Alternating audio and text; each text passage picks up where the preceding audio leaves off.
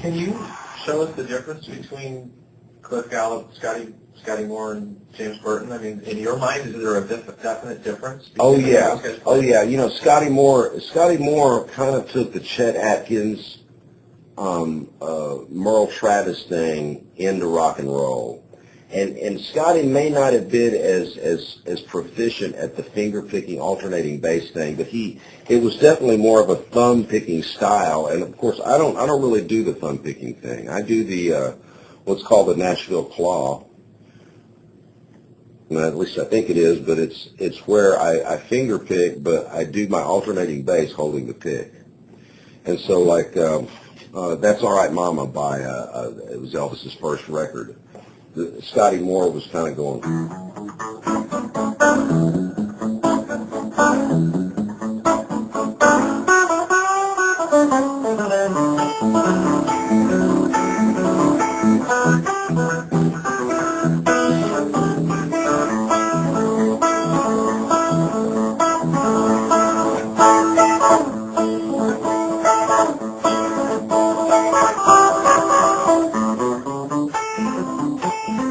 Anyway, it's more of a finger-picking thing, but Scotty did get into some great one-line stuff, too, but I don't know if I can remember all that, but I really got into the whole early Elvis Presley rockabilly stuff, and songs like Mystery Train.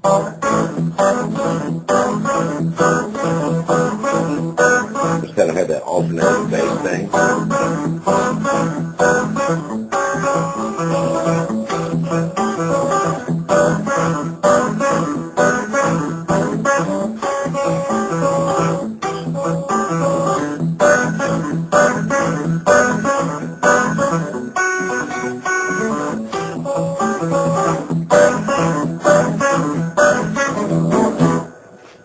Cool. So, you know, Scotty's style had a lot to do with that. And Cliff Gallup, he had a little bit of a finger-picking thing going on, but I don't think he quite got the alternating bass thing as much as Scotty did. But Cliff Gallup was so jazzy. I mean, and then he had a lot of great quirkiness. I think Cliff Gallup is really my favorite rockabilly player because he had the Scotty kind of finger picking thing down a little bit, or he had it down well enough to pull it off, but he was also doing so much other jazzy stuff, you know. And he had this crazy lick like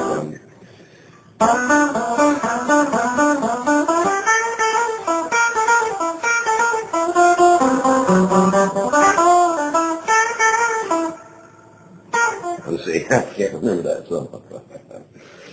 Try that one again.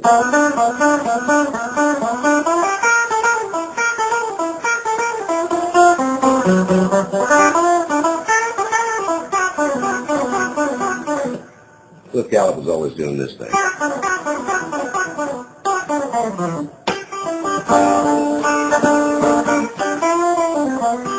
And Cliff Gallup also, you know, you can hear him.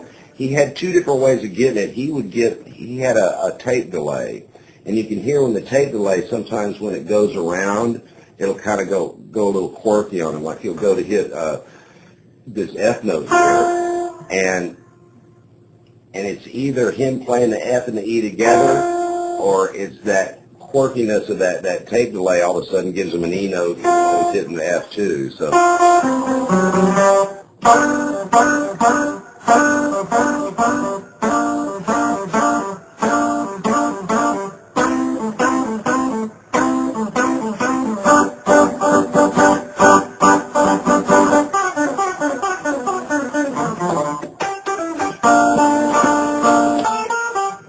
Cliff Gallup licks, I'm not sure if I can do all those. They're really fast. I'm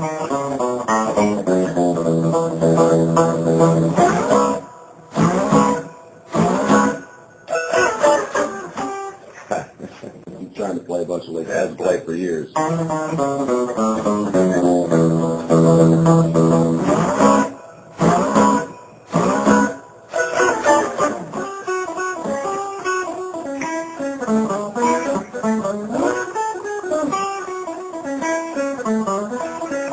One thing about Cliff Gallup, too, that I really like is that whenever the Gene Vincent would sing, Cliff Gallup could be back there playing some really crazy licks. And I don't know if he was hitting his volume on his guitar. I tend to think he just played softer, is what the deal was. And that's kind of a big thing with rockabilly, too, is that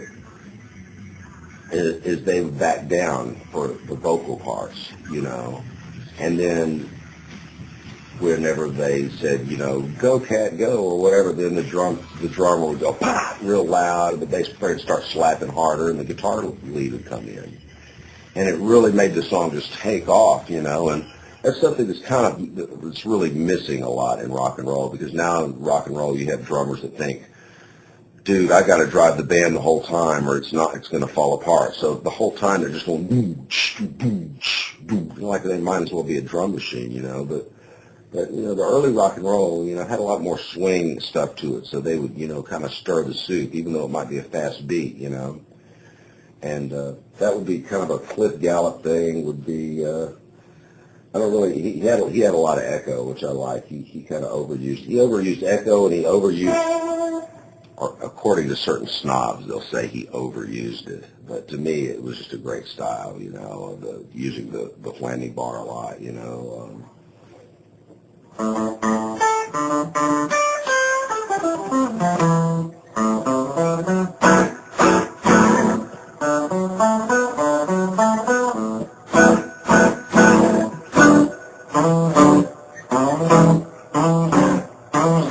Anyway, let me see. Who else was I talking about here? What else was I talking about? Well, James Burton, he did a lot of the Telecaster type. And he'd do a lot of chicken pickup.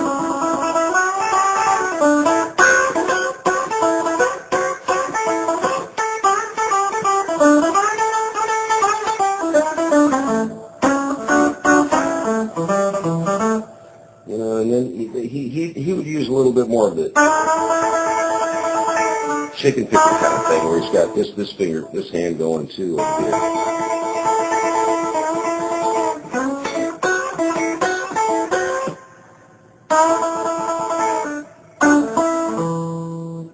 But yeah, at one time I just freaked out over early Elvis, and it was really cool because I had musicians, guys who were really accomplished musicians, and they'd come over to my apartment, and I put on the Elvis Presley from the Sun Records, the early first Elvis, and they knew that they really knew I was getting into rockabilly, but they didn't really know exactly what rockabilly was, And I'd play the early Elvis stuff, and they'd go, well, who's that? I mean, God, that's the best rockabilly we've ever heard. I mean, it's Elvis Presley, and they're, oh, wow, it's kind of like, we get it now. Now we realize why Elvis was such a big deal, So, the early Elvis is just incredible, and then all that stuff on Sun Records, Carl Perkins and Roy Orbison, Johnny Cash, and Jerry Lee Lewis is one of my heroes.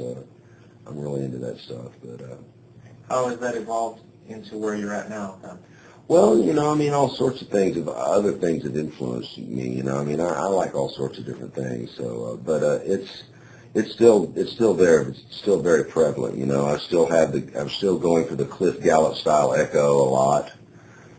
Still going for Jerry Lee Lewis type drum beat and kind of a rock and roll thing on some songs, and we still got that in there, but we throw in all sorts of kinds of stuff within, but we try to keep it within the framework of rockabilly, like the artist with the popsicles.